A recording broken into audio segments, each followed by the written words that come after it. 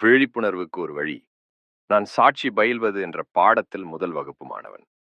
நீங்கள் பார்ப்பது, சாட்சி பயில்வது பத்தி பேசுறத நான் கேட்கும் போதெல்லாம், எனக்குள்ள ஏதோ ஒன்று மிகவும் சிலிர்ப்பாகவும், உற்சாகமாகவும், மகிழ்ச்சியாகவும் உணர்கிறது. மேலும் ஒரு பெரிய என்று வருகிறது. சமீபத்துல நீங்க சாட்சியை பார்ப்பது பத்தி பேசுறதை கேட்டேன். ஆனாலும் என் கைகள், என் உடல், என் எண்ணங்கள் மற்றும் உணர்ச்சிகளிலிருந்து சிறிது தூரத்தில் இருக்கிறதை நினைவில் கொள்ளும் ஒரு சில தருணங்களுக்கு நான் ஏற்கனவே மகிழ்ச்சியாகவும் நன்றியுடனும் இருக்கிறேன். இந்த விஷயத்துல ஏபிசியோட தொடங்க முடியுமா? சாட்சியம் என்ற நிகழ்வுக்கு ஏபிசி அல்லது எக்ஸ்வைஸே இல்ல. இது ஒரு எளிய நிகழ்வு. இது ஒரு ஒற்றைப்படி. இது ஒரு செயல்முறை. உடலை பார்க்கலாம், கவனிப்பதும் ஒண்ணுதான்.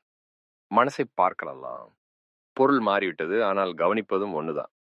உணர்ச்சிகளை பார்க்கலாம், மீண்டும் பொருள்கள் மாறிவிட்டன, ஆனால் பார்க்கும் செயல்முறை ஒன்றுதான். பார்ப்பவரை பார்க்கலாம். ஒரு மிகப்பெரிய குவாண்டம் பாய்ச்சல், ஆனால் இன்னும் பொருள் அப்படியே உள்ளது. பொருள் மட்டுமே மாறிவிட்டது. இப்பொழுது விழிப்புணர்வு ஒரு பொருளாக பயன்படுத்தப்படுகிறது. நீங்கள் விழிப்புணர்வுக்கு பின்னால் சென்றுட்டீங்க. நீங்கள் அதை பார்க்கலாம். இந்த விழிப்புணர்வுக்கு அப்பால் செல்ல முடியாது. உங்க உள் மையத்தின் இறுதிக்கு வந்துட்டீங்கள். எனவே நீங்கள் சரியாக செல்கிறீர்கள். அதை அனுபவிங்க. அதில் மகிழ்ச்சிங்கள். மேலும் மேலும் அமைதியும் அமைதியும் உங்கள் வழியில் வரும்.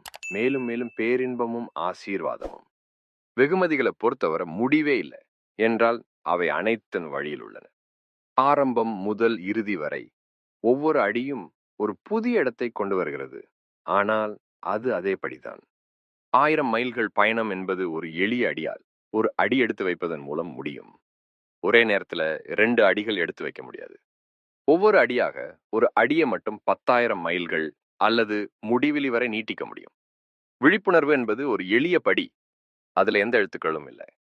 அதுல தொடக்க நிலையாளர்கள் யாரும் இல்லை. அதுல அமைச்சர்களும் இல்லை, நிபுணர்களும் இல்லை. எல்லாருமே நடுவுல இருக்கிறாங்க. எப்போ நடுவுல இருக்கிறாங்க?